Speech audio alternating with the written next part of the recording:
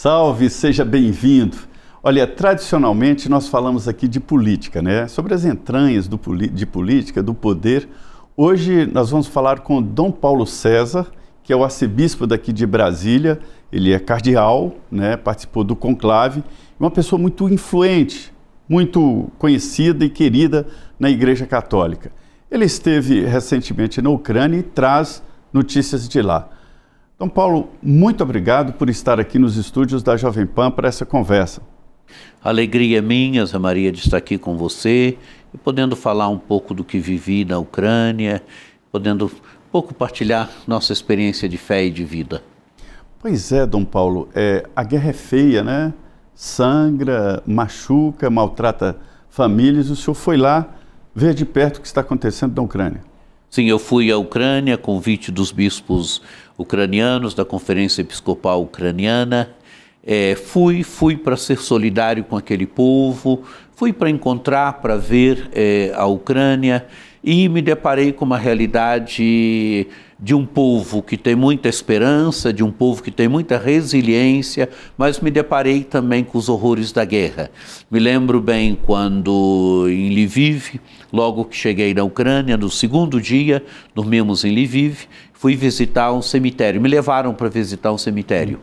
E quando você olha a quantidade de vidas ceifadas pela guerra, né? Jovens que teriam um futuro pela frente, quando você se depara com essa realidade, você perde as palavras. Né? Você vê quanta gente que teria um futuro, né? Quantas famílias ceifadas de seus entes queridos, de jovens. E também em Kiev, uma igreja onde eles vão colocando no muro, uma igreja ortodoxa até, onde eles vão colocando no muro a foto dos soldados que morreram na guerra. Não é que aquilo corta também o coração. E também quando estive no hospital, onde são recuperados os soldados, e que você toca ali a tragédia da guerra, naquilo que a guerra faz, mutila as pessoas, e uma cena assim que não me saiu da mente, uma mãe, o filho acho que teve a cabeça estourada por uma bomba, alguma coisa assim, e refizeram, e o choro da mãe, a mãe estava perto do leito, eu fui visitar, dei uma bênção, e o choro da mãe, aquela lágrima sutil que descia no canto do olho, mas que cortou meu coração. Né? Você vê assim a tragédia que a guerra faz, mas aquilo que a mídia não noticia, porque é aquilo que ela causa nas famílias, é a dor que ela causa no coração das pessoas, é a guerra que vai minando o tecido, vai esgarçando o tecido social, o tecido de uma sociedade. Toda noite o toque de sirene, né? Onde as pessoas têm que se recolher, se os drones e os mísseis vêm na direção daquela cidade, se refugiar mesmo nos bunkers. Isso é o horror da guerra, né? A insegurança que as pessoas vivem todo dia. É aquilo que a guerra vai causando, não é? Ela vai minando a esperança da vida das pessoas, ela vai destruindo, ela vai ferindo as famílias por dentro, ela vai minando a esperança dos jovens, ela destrói mesmo, né? Em Kiev eu vi um prédio que era alojamento de estudantes, que foi destruído por um míssil. E indo para Kiev também é um lugar que foi atacado pela Rússia e mais ou menos 100 casas foram destruídas, porque devia ser um míssil com poderio de destruição forte. Mais ou menos umas 100 casas que foram destruídas por aquele míssil. É o que você vai vendo, o horror que a guerra vai causando. Não é? A guerra ela só traz desgraça para a vida de uma sociedade. Pois é, Dom Paulo, quando pensávamos que a paz estaria abraçando o mundo, a gente vê um momento diferente, né? Os países estão se armando, investindo mais, havia um investimento maior na área social e agora esses recursos vão para armamento. O mundo está mais belicoso. Existe alguma explicação para isso, ou talvez espiritual? Não é espiritual, quer dizer, se nós olharmos desde o início da humanidade, o ser humano se volta contra o ser humano. Né? Deus criou o ser humano para... começa com a imagem do jardim, uma imagem bonita, onde Deus caminha com o ser humano. O ser humano foi criado para a felicidade, foi criado para a harmonia. Mas vamos encontrar logo no início o pecado. Não é? E o pecado que destrói essa harmonia. Vamos encontrar irmão que já mata irmão. Não é? E assim, se olharmos um pouco toda a história da salvação, vai ser marcada por conflitos, por guerras, por violência. Não é? É o ser humano se voltando contra o ser humano. É o que nós assistimos hoje. Não é? De repente, parecia que o mundo começaria uma fase nova. Quando abriu-se o novo milênio, se tinha a esperança de que fosse um novo milênio de paz, um novo milênio, não é, de prosperidade, algo novo começasse, né? E vieram as guerras, e agora o Papa Francisco falava de uma guerra mundial em pedaços. Parece que são mais de 25 conflitos armados no mundo hoje. E os mais visíveis, esse conflito, essa invasão, que é essa palavra exata, nessa invasão da Rússia à Ucrânia, e esse conflito de Israel ali com a faixa de Gaza, com Hamas, com aquela questão toda ali, não é? Os palestinos, são os conflitos mais visíveis, né? É o horror da guerra. É claro que, não eu diria que com essa invasão da Rússia à Ucrânia, talvez começou uma história nova, no sentido assim de que a Europa que se rearmou, a Europa que talvez tivesse que tem uma cultura mais humanística, a Europa está se rearmando, não é? O investimento em armamento cresceu muito, né, porque a Europa se sente, de certa forma, ameaçada. Eu acho que essa invasão marcou um tempo novo, está marcando um tempo novo, está marcando uma relação mais conflitiva, pelo menos na Europa, e não só na Europa, né, com o mundo também. O mundo parece que entrou num tempo novo, mas um tempo novo de relações turbulentas. Não é? Se deveria ser o diálogo a prevalecer nas relações entre nações, se nós falamos de mais de 25 conflitos armados, quer dizer, a força está prevalecendo nas relações. A Ucrânia, houve um momento em que a Igreja Católica tinha uma presença muito forte, né? Mas a Igreja foi proibida, foi vetada exatamente pelo regime comunista. Como ficaram essas relações da Igreja com a Ucrânia, com o Estado? Olha, interessante, quando São João Paulo II visitou a Ucrânia, acho que em 2001, ele disse: a vossa luta é luta pela liberdade. Né? Por quê? Porque a Ucrânia foi dominada, pela antiga União da Soviética, implantado ali o regime comunista confiscou as igrejas, a igreja na Ucrânia era uma igreja bem estruturada, confiscou as igrejas, confiscou os bens da igreja, matou muitos leigos, matou padres, né? Transformou as igrejas em museu. Eu tive, por exemplo, em Lutsk, e uma catedral belíssima, uma catedral construída pelos jesuítas e que foi transformada literalmente em museu. Né? Assim, o desejo dos comunistas era apagar a memória. Ainda né? Era assim, apagar a memória da fé, aquilo que uma sociedade sem fé, e por isso acabou com a igreja. Né, quis acabar com a memória, a igreja sobreviveu na clandestinidade, sobreviveu a fé no coração das pessoas, né, assim que a igreja sobreviveu, assim que a fé sobreviveu. Tanto que a igreja da Ucrânia é uma igreja quase sem estruturas ainda. Né? Por exemplo, a Arquidiocese de Kiev. Kiev é uma cidade com mais ou menos 4, 5 bilhões de habitantes. A catedral é da arquidiocese, ao lado tem um prédio que era a cúria, que era a estrutura da diocese, que os comunistas confiscaram, que depois foi vendido para o Canadá, hoje é a embaixada do Canadá. Para você ter ideia, a cúria da diocese de Kiev é na sacristia da catedral. Não é? Porque não tem, as estruturas foram todas tomadas pelo Estado. Para você ter ideia, O bispo mora num apartamentozinho muito simples. Eu tenho um bispo auxiliar, também mora num outro apartamentozinho alugado. Porque a igreja não tem estruturas, porque os comunistas tomaram tudo. Tomaram tudo. Não é? Tomaram tudo e quiseram apagar a memória do cristianismo. A gente entende o que foi o regime comunista quando você anda nesses países. A gente entende hoje um pouco qual é, por exemplo, a luta de João Paulo II contra o comunismo, entende mesmo as posturas dele com relação à teologia da libertação, uma teologia da libertação mais de matriz marxista. Você entende quando vai...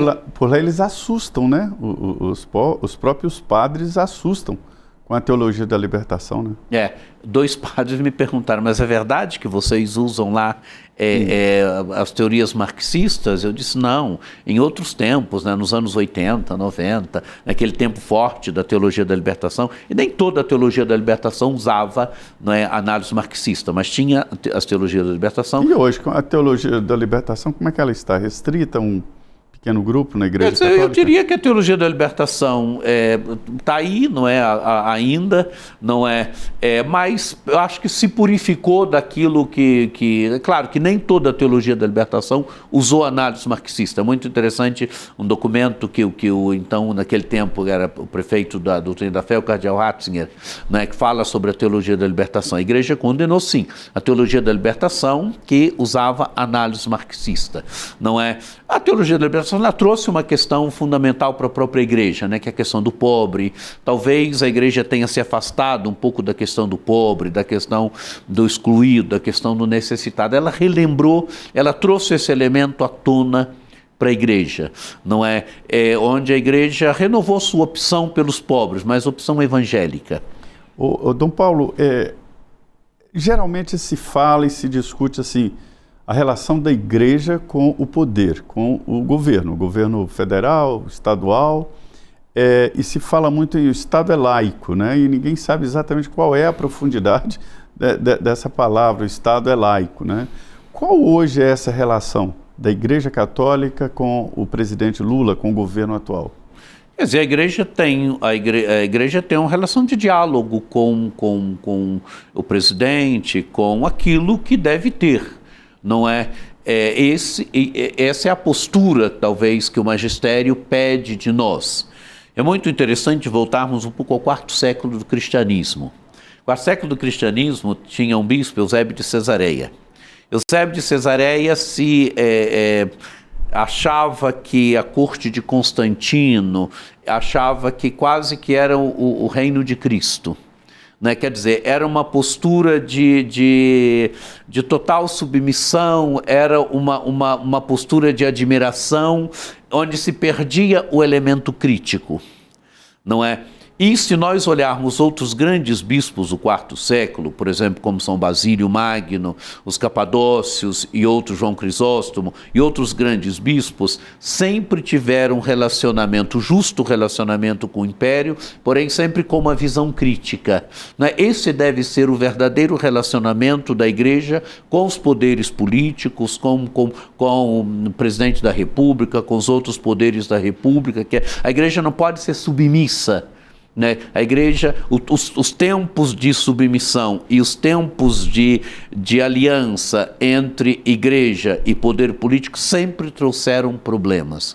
Quer dizer, onde o grande perigo é a igreja vender o evangelho, onde o grande perigo é a igreja vender a doutrina social da igreja, onde o grande perigo é a igreja vender aquilo que é mais sagrado para ela, que é Jesus Cristo. Então deve ser o relacionamento de diálogo, a igreja deve dialogar com os poderes constituídos, ela tem esse dever, não é? A igreja tem algo a dar à sociedade, oferecer à sociedade, porém ela deve guardar sempre a justa autonomia. Autonomia que lhe vem da fé, autonomia que lhe vem do evangelho, autonomia que lhe vem da doutrina social da igreja, dos seus princípios. Nunca de mais nem de menos. Aliança demasiada pode sempre, mas é um governo que olha para os pobres, isso, aquilo. aliança demasiada sempre pode trazer problemas, quer dizer, onde a igreja pode trair-se a si mesmo, trair o evangelho, trair a sua doutrina. O justo diálogo, a justa interação, onde a igreja tem algo a oferecer, onde a igreja tem algo a dar, ela tem algo a oferecer à sociedade, ela tem algo a dar à sociedade, o justo diálogo, onde todos ganham, mas onde se preserva a autonomia da igreja, a justa autonomia da igreja. Cardeal, eu costumo dizer, é uma ideia minha, de que o poder é como o sol. Se você fica longe do poder, morre de frio, congelado. Se você se aproxima demais, se queima, né? É isso que o senhor está dizendo, né? É esse equilíbrio, né? Não pode ficar longe, porque o poder decide a vida das pessoas, né? Nós estamos vivendo um momento que é clara a ideia do conservadorismo enfim, valorização da família e um crescimento da igreja evangélica, né? E que são várias denominações, é muito difícil você classificar os evangélicos num só rumo, né? São várias denominações. Como é que a Igreja Católica, como é que o senhor está vendo este aumento de evangélicos no Brasil? Quer dizer, eu acho chegando ao poder, né? Eles estão chegando ao poder, aos cargos de comando. Eu acho que o aumento dos evangélicos no Brasil se deve principalmente à fragmentação evangélica. Né? Claro, existe uma pesquisa muito interessante. Quando eu fui professor da PUC da PUC Rio durante bons anos. Né, de 2002 a 2016, eu fui professor, né, fui coordenador de graduação, fui diretor do Departamento de Teologia da PUC Rio, né, era professor de 40 horas, e tinha um professor na PUC Rio, o professor César Romero, e ele fazia um estudo muito interessante do Atlas Religioso, onde ele pegava os dados do censo e fazia uma análise dos dados do censo. E qual era a percepção do professor César Romero, e me parece que nesse sentido ele legou uma coisa muito interessante à igreja. Mostrava o quê? Onde é que a igreja perde fiéis? Nas periferias. E perde por quê? Porque lá está a grande fragmentação evangélica. E outro elemento, né, onde a presença da igreja às vezes é mais frágil. Né, se nós olharmos as periferias das nossas cidades, geralmente a presença da igreja é mais frágil. E a grande fragmentação evangélica. Eu trabalhei em Nova Iguaçu, era reitor de seminário e ajudava aos finais de semana numa paróquia. Na rua da paróquia, para você ter ideia, Zé Maria, tinha 8 igrejas evangélicas. Não é? E se nós andarmos um pouco nas periferias das nossas cidades, é um pouco essa realidade, onde a grande fragmentação evangélica, a Igreja Católica é uma só, não é? Então, é normal esse... Dom Paulo, eu vi aqui em Brasília, no ABC, uma comunidade que fica aqui próximo, uma igreja evangélica numa sala com 4 cadeiras. Alguém tem uma ideia? E montou uma igreja evangélica, uma denominação. Eu falei, gente, eu entrei lá, conversei com o pastor. Pastor, bom dia, varão, entra aqui, senta. E eu falei, inacreditável. Eu falei assim, não, que lota. Eu falei, claro, 4. Mas, enfim, o senhor tem razão. Há essa fragmentação. Eu vejo, por exemplo, a gente como jornalista anda muito em locais onde não tem nem estrutura, já tem igreja católica. Eu visitei o Xingu, lá em plena aldeia indígena, já existe denominações evangélicas. Agora, um elemento interessante, né? Por exemplo, aqui em Brasília, nós somos hoje 164 paróquias. Não é? E hoje mesmo nós aprovamos no Conselho Presbiteral mais uma. Quer dizer, é uma igreja viva, uma igreja que está crescendo, uma igreja viva, não é? Um grande número de jovens, um grande número de adolescentes, por exemplo, eu faço todos os anos encontro com os adolescentes, aqueles que vão ser crismados, né? Mais ou menos 8 mil adolescentes. Quer dizer, a igreja está viva, não é? Eu vou muito às paróquias, eu gosto, eu acho que o pastor ele tem que estar próximo do seu povo, então eu gosto muito de as paróquias, as nossas comunidades estão vivas. Agora, essa grande fragmentação religiosa. Agora, há um elemento, há muita gente voltando também. Não é? Não tem gente indo, mas há muita gente voltando. Estou percebendo isso, as igrejas estão cheias novamente. E há um elemento hoje, por exemplo, muita gente adulta descobrindo a fé. Né? É normal nas nossas comunidades, muitos batismos de adultos, adultos fazendo catequese, batismos de adultos, né? Pessoas que vêm de outras igrejas, né? Um fenômeno assim interessante, onde parece que houve um despertar da igreja. A minha impressão é um pouco essa. Quer dizer, se há ao mesmo tempo essa grande fragmentação, se o censo mostra que a gente está perdendo, o censo fala mais ou menos hoje, a nível de Brasil, de 56% de católicos, não é? Eu tenho vontade de fazer aqui em Brasília e pretendo fazer ainda um censo, assim, já entrei em contato com a Universidade Católica aqui, onde a gente faça um censo nosso para a gente ter alguma percepção também dessa realidade. Para a gente, é claro, quero fazer uma coisa científica, né? Por isso, em contato com a Católica, de forma que ela dê todo o suporte metodológico, onde os nossos jovens possam fazer serem aqueles que vão de casa em casa. É uma coisa bem feita para a gente ter alguma percepção nossa também dessa realidade. Eu não sei se foi o senhor que me disse que, traduzindo assim, não há uma disputa entre católicos e evangélicos, aquela coisa de disputa acirrada. Não sei se foi o senhor que me disse que quando a gente gosta de alguma coisa, quer que todo mundo goste também, mas alguém na igreja me falou isso. Não há uma disputa, né? Hoje eu diria que sim, que o clima é outro, né? Já teve aquele tempo de disputa, já que teve aquele... Hoje, não é? Eu acho que é um clima de uma convivência mais natural entre as religiões, seja as religiões cristãs, também mesmo com as outras religiões. É claro que há momentos ainda, não é? Assim, de algum conflito, mas hoje há um relacionamento mais tranquilo. É claro, a Igreja Católica tem aquilo que a gente chama de ecumenismo. Né? O ecumenismo é a busca pelo menos de diálogo com as religiões, de rezar juntos, de ver aquilo que se pode fazer juntos, né? Há lugares em que o ecumenismo acontece com mais naturalidade, há lugares em que o ecumenismo é um pouco mais difícil. Há denominações com as quais o ecumenismo é mais fácil, quer dizer, o diálogo é mais fácil, há outras que se fecham também ao diálogo, né? Claro que eu acho que entre as religiões o mínimo de diálogo deveria haver. Enfim, todos nós, as cristãs, todos nós cremos em Jesus Cristo, não é? Isso o senhor é o arcebispo de Brasília, aqui do Distrito Federal, quer dizer, a maior autoridade católica aqui, né? E cardeal. Isso é muito importante, o cardeal é um cardeal para sempre e, como tal, participou do último conclave, né? Qual é a característica que o senhor diria do Santo Padre? Olha, o Papa Leão XIV é um homem do diálogo. O Papa Leão XIV, é interessante que ele foi um bispo, acho que foi feito até bispo pelo Papa Francisco, mas um homem que tem uma experiência de universalidade. Ele foi geral dos agostinianos. E assim, o senhor conhecia antes?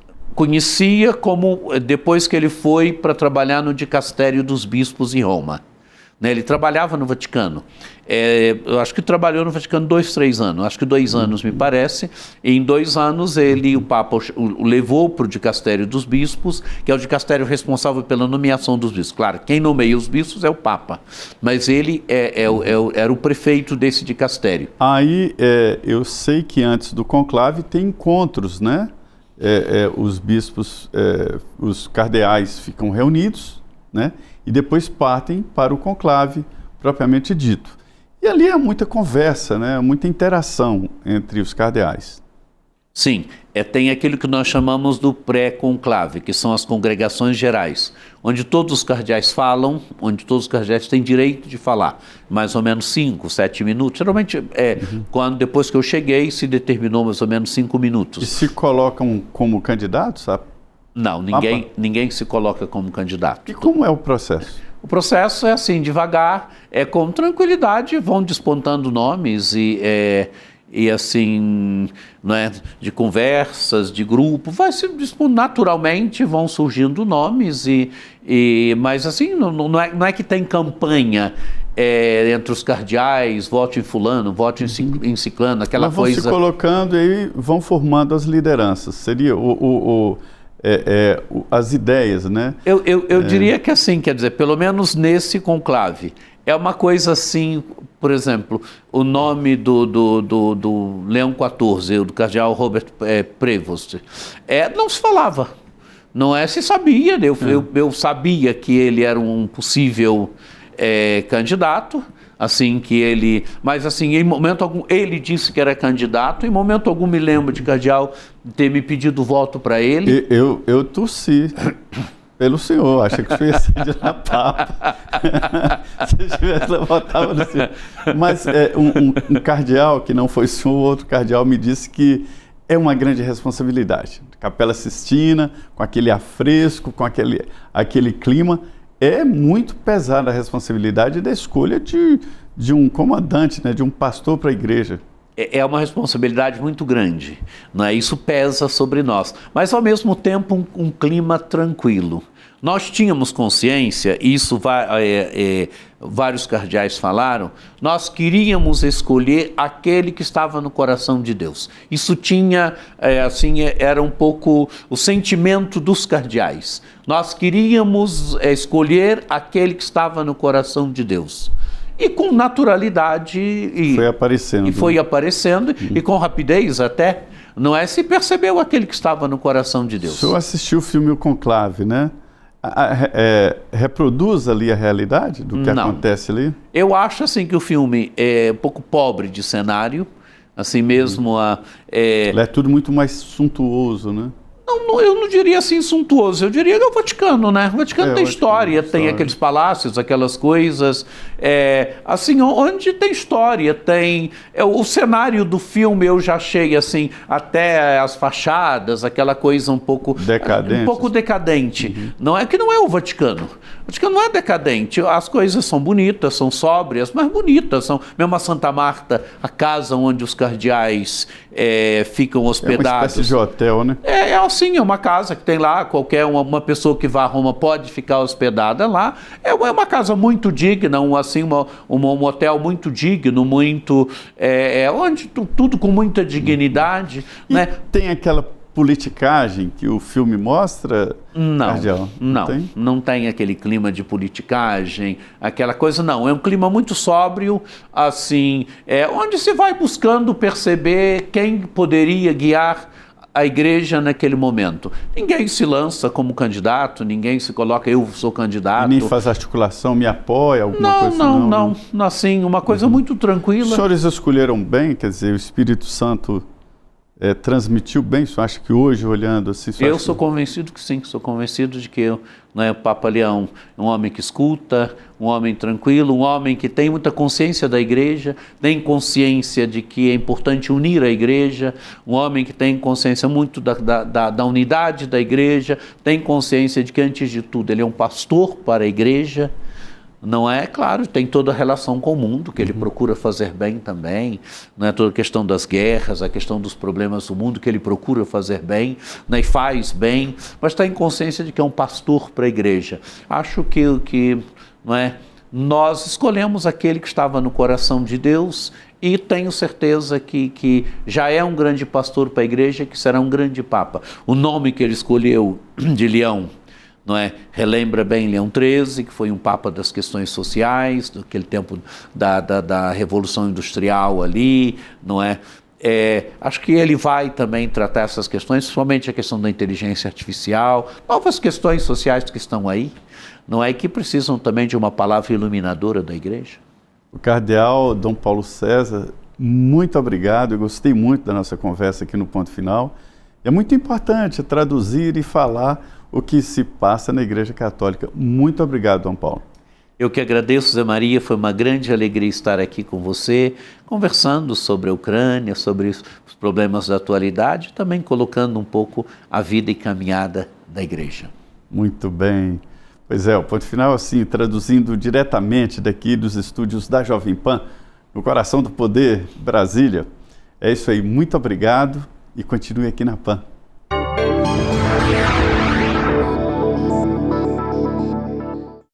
A opinião dos nossos comentaristas não reflete necessariamente a opinião do Grupo Jovem Pan de Comunicação. Realização Jovem Pan.